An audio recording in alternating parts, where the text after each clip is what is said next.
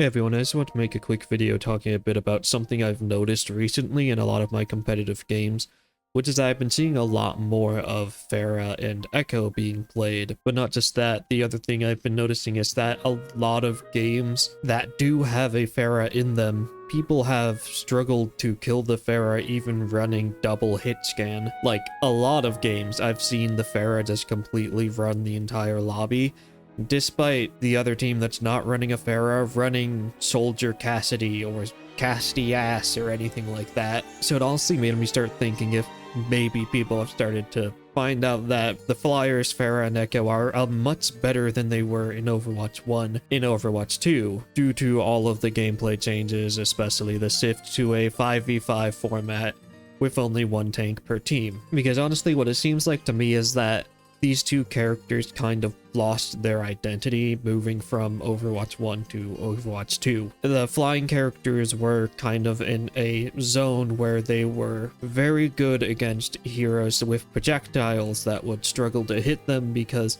they can camp the sky and be very far away, but on the flip side be weak to hit scan because the sky doesn't have that much cover in it, so they're very easy to hit. But what I've noticed is with all these teams running double hit scan and still failing to really counter the Pharah, is that it seems like hit scans aren't as good against Pharah as they used to be. Even in my games, I've tried Pharah out for myself in like low Grandmaster damage games, and I've had games where I was able to play Pharah without a pocket against double hit scan and still be able to do completely fine. It requires playing a bit differently than just camping 1,000 meters in the air and spamming down rockets from above, but it's something that's very surprising that I was able to just ambush them and get the kill a lot of the time. And I feel like maybe not right now, but in the future, if more people start picking up Pharah, it could definitely become a balance concern in the same way that Widowmaker was, with Widowmaker having an insanely high skill ceiling that made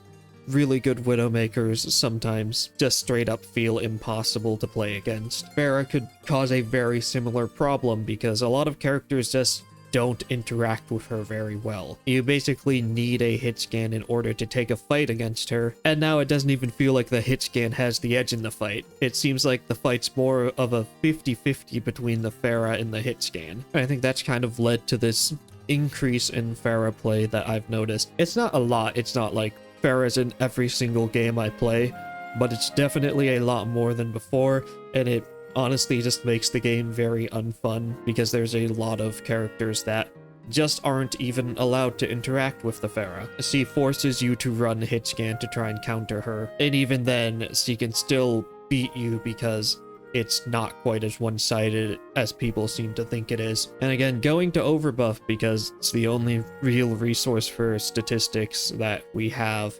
on win rate and pick rate. I wish Blizzard would just give us something, some form of data we could look at. Well, you can see every single rank is just Sim and Torb, and then Pharah. Maybe something in between them. Like for bronze, it's Sim, Torb, Genji, Pharah, Reaper, Mei. Silver, it's Sim, Torb, Pharah, Mei. Gold is Sim, Torb, Pharah, Mei. Platinum, it's Sim, Torb, Pharah, Mei. Diamond, it's Sim, Torb, Pharah, Mei. Master, win rate is Sim, Torb, Mei, Pharah, so Pharah falls off a little bit. And when you get to Grandmaster, it's Sim, Echo, Torb, Mei. Then Tracer, Ass, Genji, and Pharah's at 8th. I feel like the big reason Pharah's at 8th here is because the popularity of Echo. Echo is one of the better Pharah counters that exist in the game, just because she's able to go up and challenge Pharah in the sky, meaning in close range, Echo's projectiles are easier to hit, and she also has her focusing beam as a finisher to just instantly melt the Pharah if she ever gets to below 50% health. So the Echo pick here is the main reason why I think Pharah starts to fall off, but still at every single rank basically she's right up with Sim and Torb as having some of the highest win rates in the game. And again, similarly to Widowmaker, I don't think she really needs a change for balance sake. I think it's more just because of how not fun she is to play against. The same reason Widowmaker's got her nerfs, even though by win rate she's not that high no matter where you go. She's always in the lower end, even in Masters, 4th from the bottom in win rate. Grandmaster, she is right in the middle, really. She doesn't have any insane win rate, but it's just how not fun and interactive she is to play against for a vast majority of characters in the game. And yeah, I would put Echo as being a problem right up with Pharah. I don't think as many people play Echo in the metal ranks. She actually has one of the lowest pick rates in the game. See, gold is 0.78%.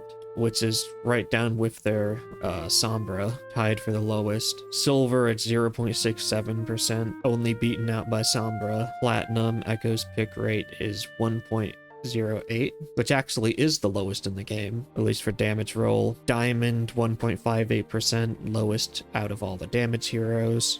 Masters is starting to go up, but it's still on the lower end compared to a lot of the other heroes. Symmetra is below her, Junkrat's below her in pick rate, but she is very strong. She's just kind of hard to play unless you know her rotations and how she wants to play. Pharah is more of a spam character, while Echo's more of an assassin. I think Echo's a lot more effective than Pharah in a lot of situations at being incredibly evasive, just because they do have access to flight. And I think that naturally makes them, if they play close cover and try and play very fast and not just try and camp the skybox, I think flyers are just better against hitscan than grounded characters are, because they have the addition of vertical mobility in their arsenal to mix up their movement and make them harder to track. It also doesn't help that both Pharah and Echo actually have faster movement speed in the air than a lot of grounded characters do on the ground. So yeah, that's it for this video. This is just something really interesting that I've noticed recently, and I'm not sure if I'm just going crazy or if a lot of people have been seeing more flyers and having not great success countering them with hitscan heroes. So I'd actually be very interested to see what people have experienced for themselves in the comments. So if you want to, please share. If you don't want to, But yeah, if people don't think I'm crazy, maybe I'll go more in depth on flyers and their place in the Overwatch game as a whole in the future. See ya.